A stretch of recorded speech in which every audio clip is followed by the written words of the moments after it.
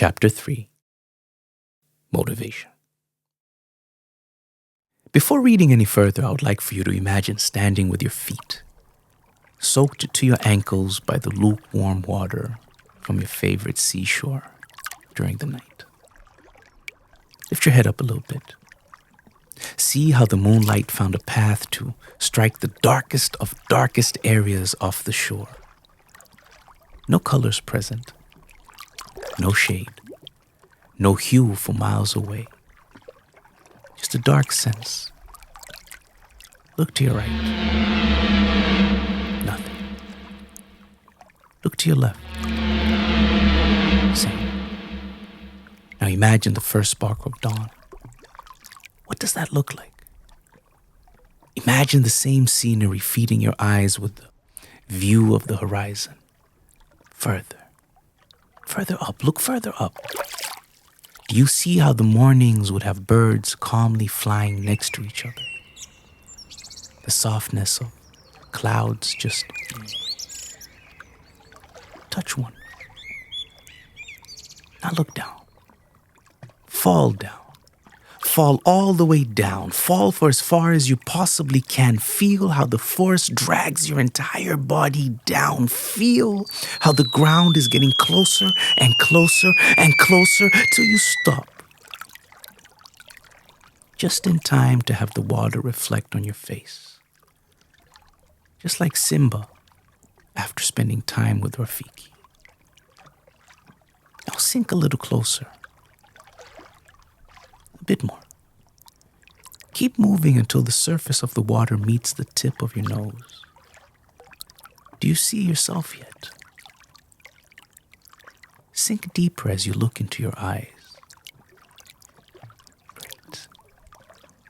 Now in this space, ask yourself, why must motivation be a part of the equation when we want to better ourselves and work towards a goal?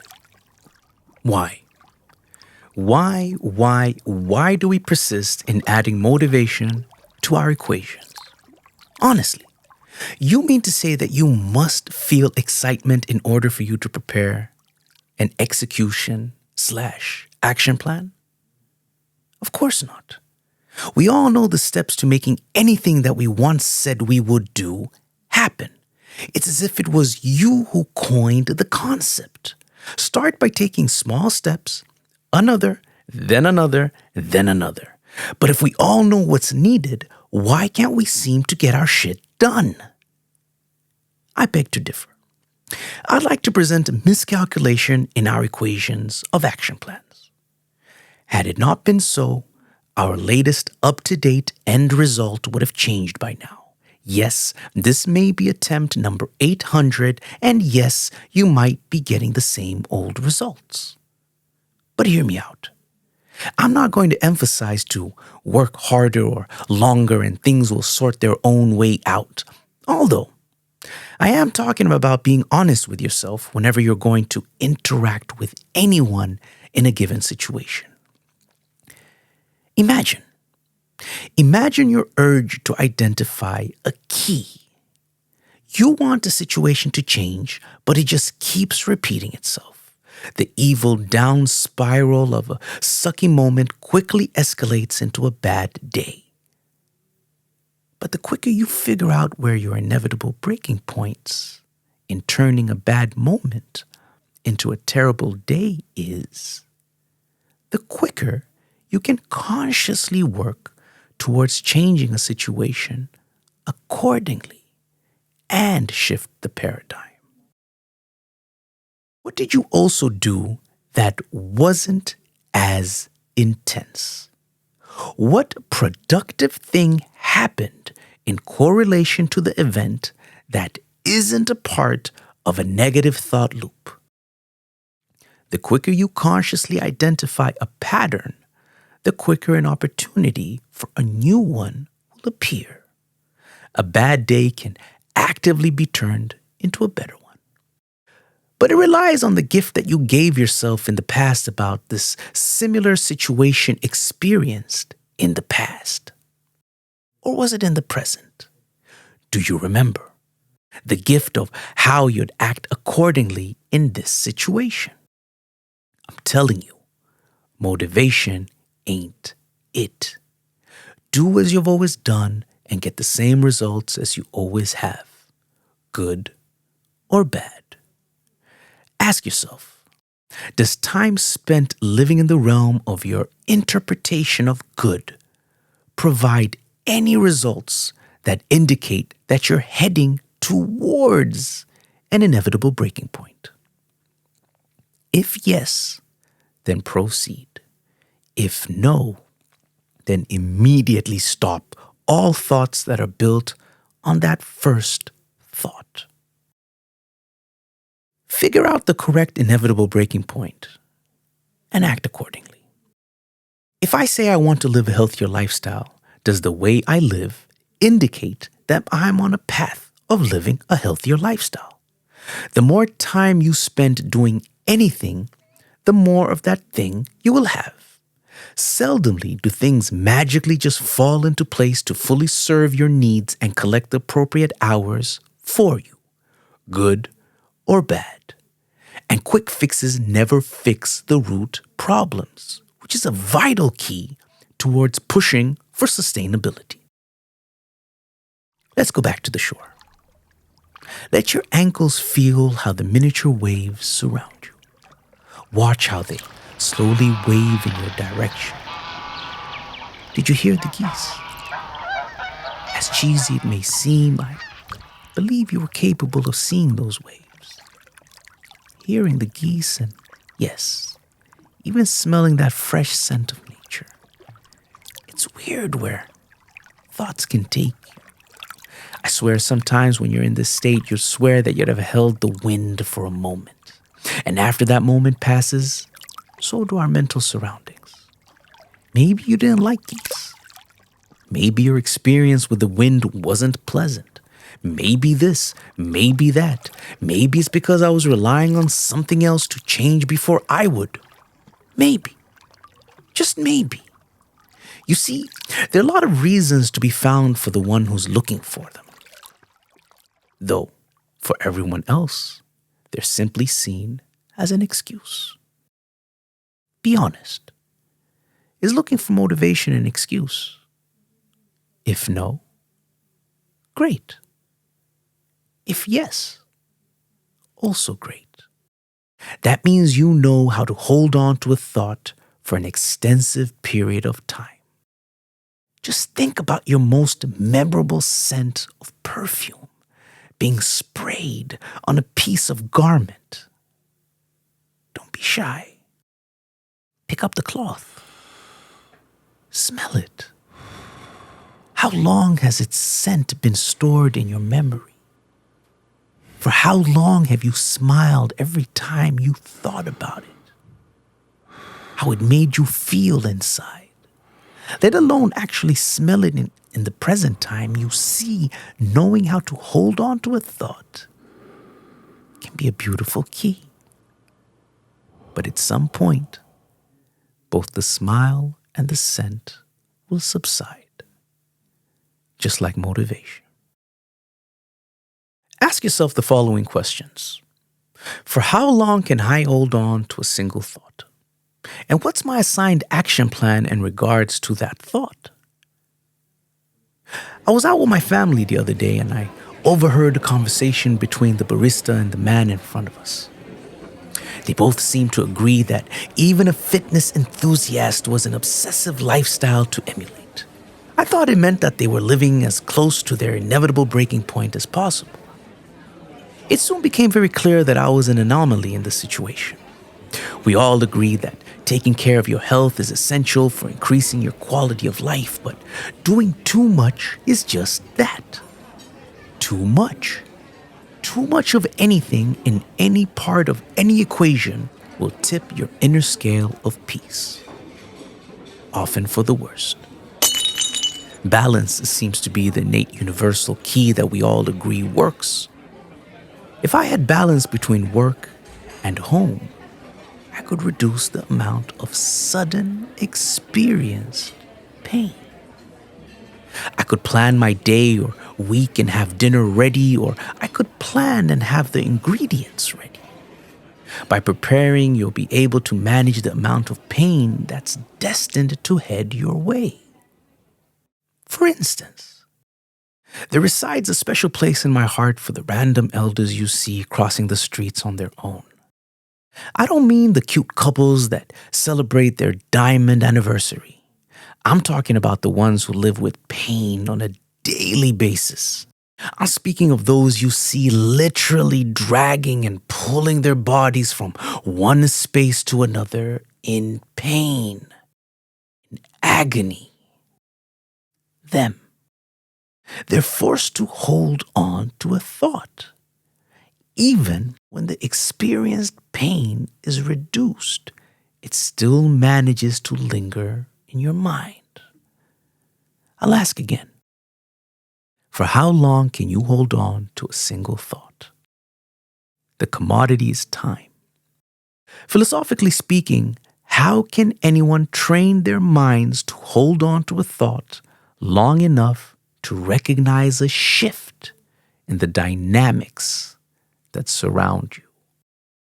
Recognizing a situation before it turns into a situation. Take a look at this example, for instance. By combining two activities that could be experienced separately, can in fact be experienced simultaneously. This means you'll be able to both freeze and save time. How? By combining a quick workout of doing squats whenever you brush your teeth, however long it takes you to brush your teeth, will mark the amount of time you'd be gaining as you move closer towards a personal fitness inevitable breaking point. In order for your mental state to have a starting point, it will require active practice in placing yourself in a state of boredom. Do it consciously. For a conscious set amount of time, be bored. Take the time out of your day to actively walk into a space and time where the goal is for you to be in a state of boredom. Once you've entered this space of chosen boredom, you'll start to notice all of the opportunities that you could have done before you were bored. This is the difference. When forced to be bored, you'll be dealing with the pain that's coming your way. But by choosing to be bored, you'll be able to anticipate and recognize a certain scene that you're in without the pain being involved. Once we feel pain, that's all we feel. Could you reflect on this scenario? Have you ever gone to the refrigerator because you felt hungry? Or frankly speaking, because you were bored? If you're like me, you've caught yourself staring into the same refrigerator hoping that you missed something the first couple of times. That's how strong our belief in the system is. Even when logic meets emotion, emotion seems to get the upper hand until life humbles you and you're forced to act accordingly. You see, kind of like when we went looking for motivation at the same place twice, life eventually humbles us. The quicker you act accordingly, the quicker you'll be able to use your action plan when recognizing a build-up of events before a repeated situation does what it does best. The venture to find different inevitable breaking points within your daily 1,000,001 situations, it won't necessarily be an easy task, nor will it be a comfortable one. But knowing how to actively open a door that could change a situation will now be possible to identify. Reflect with me for a moment. What do you think would happen if your repeated situations if you were to switch the word motivation with intention? Or you know what? Let's not. We've all tried intention enough times already to recognize how the story ends. How about we use the word reminder? Yeah, let's use the word reminder instead. For how long can you remind yourself to hold on to a single thought? Not what you ought to do, but just as a narrative. The same space in which you hold on to the narrative of your previous action plans. This time, just recognize a situation before it's a situation. Then follow along with the regular outcome. The next time it occurs, recognize and acknowledge that you caught the moment. Moments before it became an actual moment. The more time you spend doing this, the more access to that thing you'll have at your disposal. Practice makes perfect. The pain that comes with insisting on the magic of enough motivation needed just isn't it, my friend. What might be, though, is for you to alter your surroundings. Wear something, for instance. Yes, I said wear something. Sort out your environment in order for your environment to remind you of your action plan. It should preferably be an item that's visible for you for as often as possible. Something small, something that will work as an anchor, whose only goal is to remind you to look for an opportunity within your current social context or situation. See if by entering that setting with an intention, if it will bring you a different result than it used to. For instance, an anxious person might use special color coordinations on their nails for more than a fashion statement. But by using the mental space and freezing time, she can now gift the future her with a reminder to control her breathing while entering an environment that often enhances her anxiety. Another profound example of putting your trust in your environment could be that you're an individual who has been struggling with finding inner peace in social settings. An anchor could be to wear a discreet yet significant ring on an uncomfortable finger. As the ring slides, you'll be reminded of your action plan. When it does, and you find yourself stuck in a public queue, take the opportunity to sing happy birthday a little louder than you'd often speak to someone next to you. Direct all of your intention and attention towards your partner in crime who you strategically brought along. I'm sure the curious stares won't be negative, and if you're lucky, some might even chip in and sing along. Embrace your inner falsetto. Was it motivation that helped you execute? I doubt it. What helped get closer to an inevitable breaking point was being able to identify a unique opportunity to execute an action plan. Either sing and accept the potential attention, or don't and receive no attention. The less hours away from anything that feeds anxiousness will be time spent further away from what you'd need to get to an inevitable breaking point. By wearing the ring, it'll serve as an anchor solemnly to be in a state of consciousness to identify a situation before it's a situation. I know all of this may sound like a handful, but let's go back to the shore for a moment. Look up and acknowledge how far you fell. Even where there used to be clouds, now is a space that seemed to be living amongst the stars.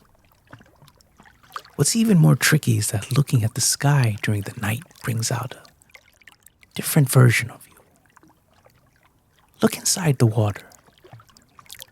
Lean forward for a moment. Bend your knees and pick up a pebble. Throw it at your reflection. And as the rings slowly move from the center out, let's be honest, amongst many favorite words lives a desire to inherently change a characteristic of yours. But you keep being hijacked by negative gatekeeper words. They keep telling you to give up. They keep reminding you that you've tried it all before. And they keep praising the word motivation. This word has served as a monkey wrench being thrown into your own daily life equations for long. It's slowing you down. It's literally making sure to keep itself in your blind spot as it diverts you further away than needed in finding your inevitable breaking point. I used to think that the older we get, the wiser we'd become. I was wrong. The older I got, the more I favored words, imagining that they would remind me of other concepts. I'm sure you've heard the likes of these words before. I want to live a healthier lifestyle. But subsequently, when faced with an opportunity to actually experience a healthier lifestyle, another monkey wrench is thrown into the equation. I need to live a healthier lifestyle. Let me start by going to the gym. Once I'm at the gym, I'll be living a healthier lifestyle. Does this look familiar? Circular arguments keep us running with circular excuses free to our disposal. For as long as I throw a monkey wrench of not sorting out a membership card to actually be eligible for the gym, I'll never actually have to go. As a self-proclaimed representative of the word motivation, I am here today, dear reader, to state that my client is tired of being falsely accused for the lack of you wanting to face a real result. A truthful result. A result that forces you to either change your current equation or adjust it. Without retesting your equations, you'll never know how close or far you are from your inevitable breaking point.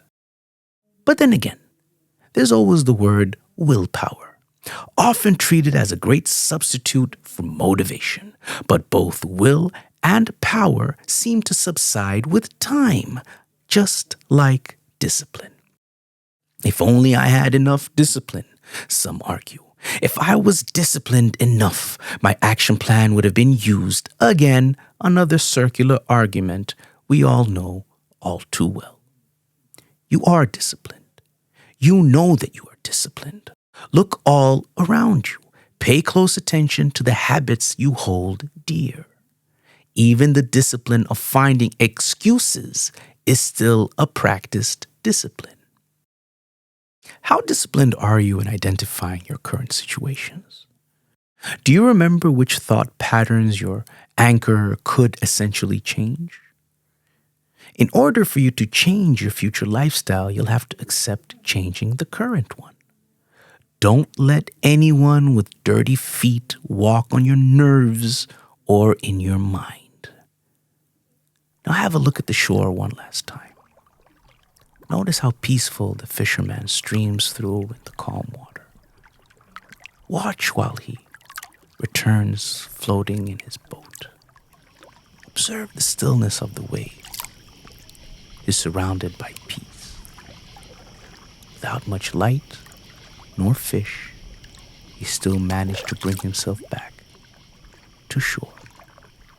And one of these thoughts is sure. Motivation had nothing to do with it. Yani pale tulivyokuwa tunavyoishi sisi, hao watu wanaokuhadisia hizo nyumba zote, they look at you like their child. They check you. You emotionally have to make it. You have to. Not you have to, but there's basically, you're destined to make great things. Yeah. There's no Malindi, excuse. Hakuna excuse. Tulivyokuwa tunaishi pale Malindi. Kila mtu jirani wote wanamtizama yule mtoto wa jirani kama mtoto wake.